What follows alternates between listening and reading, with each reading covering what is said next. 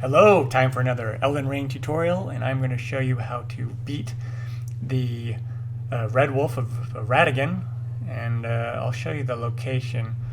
Right here, it's at the schoolhouse, and here's the equipment and my character level. I'm fairly high level, 88, and then I'm going to change out one of my talismans from the horse, the lance one, and I'm going to add, I think I'm going to add the Radagon's sword seal, and this will raise the attributes, but then also take you'll take a little bit more damage, but I don't plan on getting hit too much.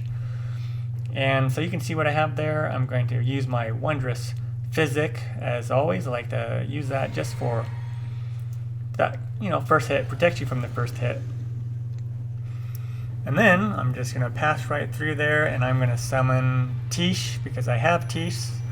So I'm going to use her. But you can use pretty much any summons here. You just want the summons to kind of keep him busy.